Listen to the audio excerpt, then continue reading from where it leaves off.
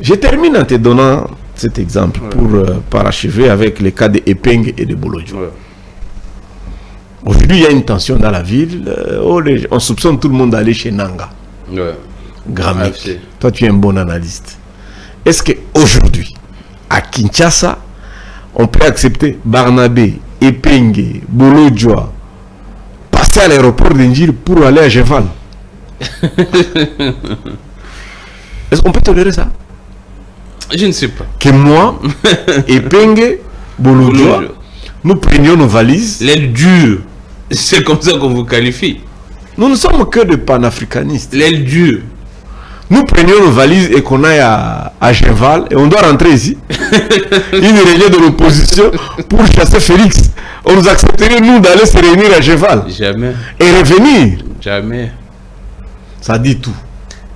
Non, je crois que c'est quelques zélés qui ont ce comportement-là. Moi, ils m'ont empêché d'aller enterrer ma grande sœur. Oh, vous étiez également empêché? Si. Le 10 janvier, j'ai perdu ma grande sœur. Non, le 10 janvier, Binumbi, à Lubumbashi. Une famille connue. Pourquoi ils ont dit quoi? D'ailleurs, pour ceux qui connaissent, c'est la maman de Maman Lydia.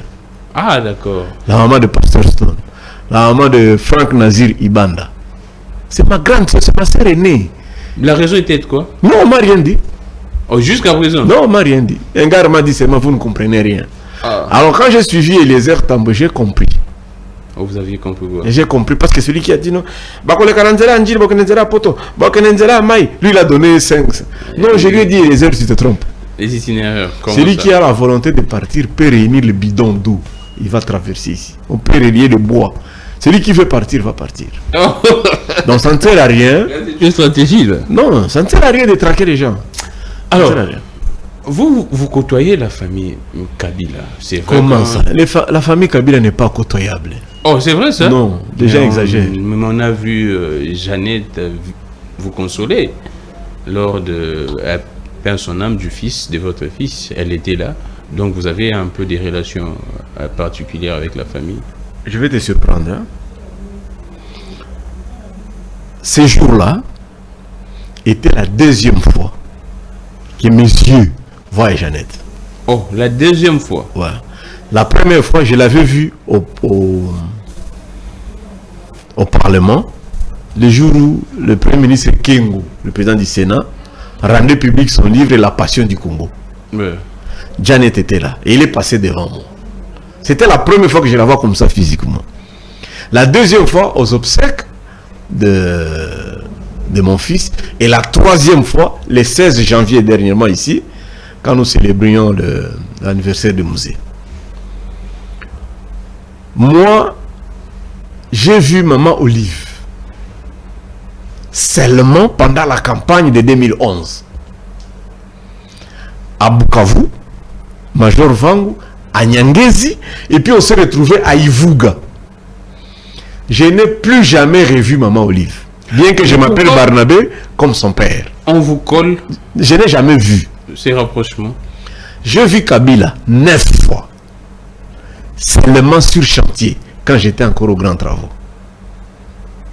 Donc parfois les gens exagèrent en disant que vous côtoyez la famille Kabila. Non, je ne peux pas me taper cet honneur-là. Mais étant qu'un ancien rebelle également, là l'opinion le sait, est-ce que c'est facile pour un ancien rebelle de retourner encore dans une rébellion ou bien de soutenir une rébellion X? Tu ne peux pas t'imaginer la culpabilité de quelqu'un qui a confessé ses péchés, qui s'est repenti, sanctifié, rempli du Saint-Esprit, commencé à servir l'Éternel et tombé dans le péché. Donc c'est la même souffrance. Non, je donne... moi je suis pédagogue. La similitude, le parallélisme. C'est comme quelqu'un qui a négligé d'étudier et qui le jour où il doit regarder aux valves, son nom n'est pas là. Tu vois la souffrance quand on a échoué, on voit toute une année de perdu. C'est méchant d'attribuer des innocents qu'ils peuvent revenir. Je vois toujours sur les médias la victime principale, c'est Zaras Roubero. Tout le monde dit toujours, il est dans la rébellion. Non, Roubero, il est chrétien. Pratiquant. Moi, j'ai fait 10 ans à ses côtés. C'est un pasteur, c'est ce qu'on dit, non? Bon, ça sont des fonctions, ça sont des titres qu'on attribue aux gens. Mais c'est un chrétien, en vrai sens du mot. Pratiquant. Mais pourquoi? Ça dit le matin, quand il se réveille, il s'agenouille, il prie. Les soirs avant de dormir, il prie, il arrive au bureau, il prie, il paie la dîme, il va au culte. Même s'il est ton chef, s'il t'a offensé, il te demande pardon. C'est vrai ça? Non, Roubert repart. En tout cas, s'il t'a offensé, et si tu lui dis que président, tu m'as fait... en tout cas, il confesse. Mais il arrive à Kinshasa par l'AFDEL. Prenons le cas de l'AFDEL. Oui. C'est lui qui a négocié la convention, notre convention des droits de l'homme à Genève. Roubert. Il était directeur des cabinets aux affaires étrangères. C'est lui qui a signé, si tu vas en Genève, les documents signés par la République démocratique du Congo.